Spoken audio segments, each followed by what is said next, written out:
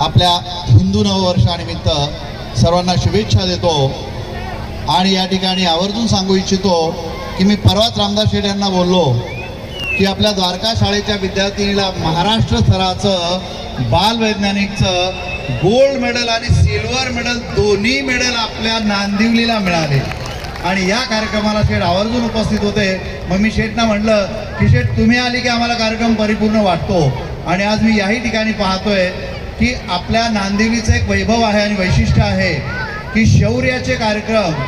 आणि क्रीडाचे कार्यक्रम आणि संस्कृतीचे कार्यक्रम म्हटलं की नांदिवली गावाची ओळख असते आणि ही ओळख टिकून ठेवण्यासाठी रामदास शेठ यांनी एक वेगळा प्रयत्न केलेला आहे आणि या नववर्षानिमित्त मी आवर्जून सांगेन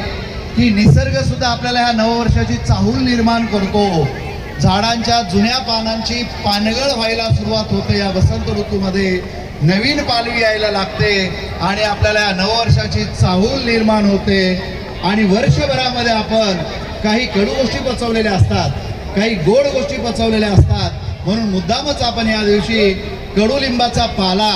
आणि गोड गूळ या दोघांचा संगम आपण चाखतो आणि गोड कडू चाखून नवीन वर्षाची आपण सुरुवात करायची असा आपण संकल्प करतो। तर रामदास शेठ आणि संपूर्णच आयोजकांना मी या ठिकाणी खूप खूप धन्यवाद देतो। अशीच संस्कृती आपण टिकून ठेवा आणि 31 डिसेंबरची जी संस्कृती पुढे चाललेली आहे हिला हळूहळू थोडासा फाटा द्या आणि आपल्याकडे जी थोडीशी संस्कृती आहे, खरं तर जी आगरी फळांची संस्कृती आहे, कोणती आपली गटारी अमावस्या, तर हळूहळू तिचं स्वरूप सुद्धा दीप अमावस्याकडे बदला असं मी या ठिकाणी विनंती करेन आणि सर्वांना या ठिकाणी धन्यवाद देतो, शुभेच्छा देतो। खूप खूप धन्यवाद। धन्यवाद दलवी सर।